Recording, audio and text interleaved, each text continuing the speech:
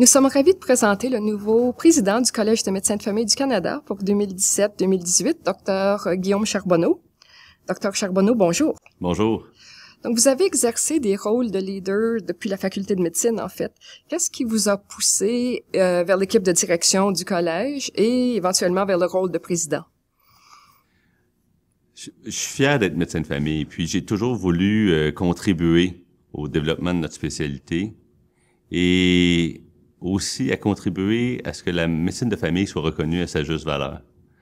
Lorsque j'étais médecin résident, j'ai été impressionné par le leadership du Collège des médecins de famille du Canada, qui travaillait à faire reconnaître la médecine de famille comme spécialité.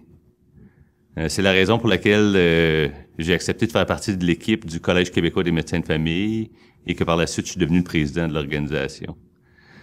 Je continue à croire que le Collège des médecins de famille du Canada est un organisme important pour nous aider à développer notre spécialité.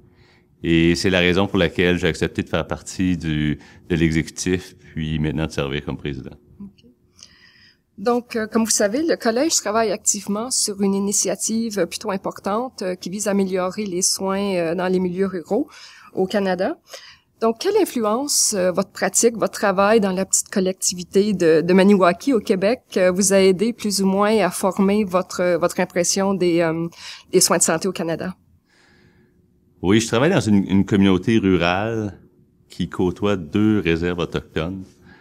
Ma pratique est vraiment aux premières lignes des activités cliniques, mais je connais aussi tous les défis du recrutement et de la rétention de médecins dans les communautés rurales. Je crois que le Collège des médecins de famille du Canada, avec la Société de médecine rurale du Canada, a fait un excellent travail avec son sommet sur l'accès aux soins dans les communautés rurales et sur l'équité en santé. Puis je crois que ça va être un travail important à continuer dans les prochaines années. OK. En plus de votre pratique clinique, vous travaillez dans les soins d'urgence dans votre petite communauté.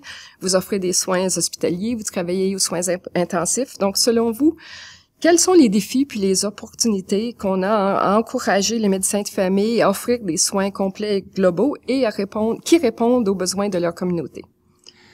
Je crois que la résidence en médecine de famille nous prépare bien à offrir des soins complets et globaux.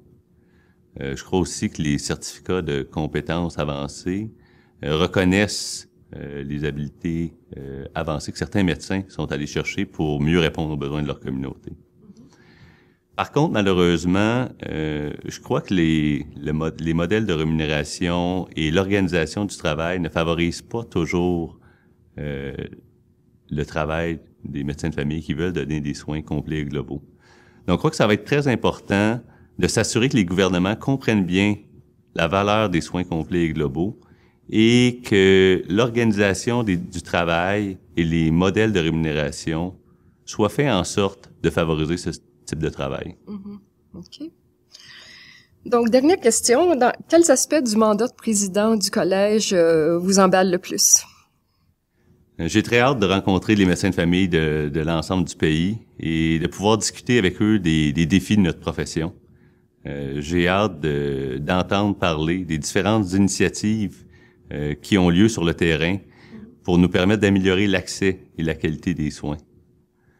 J'espère sincèrement que mon année au collège va me permettre d'aider les médecins qui sont occupés avec leur pratique clinique, avec la recherche, avec l'éducation, pour être un bon porte-parole, pour s'assurer que la médecine de famille est reconnue à sa juste valeur et aussi que les gouvernements comprennent bien l'importance du modèle de soins du Centre de médecine de famille.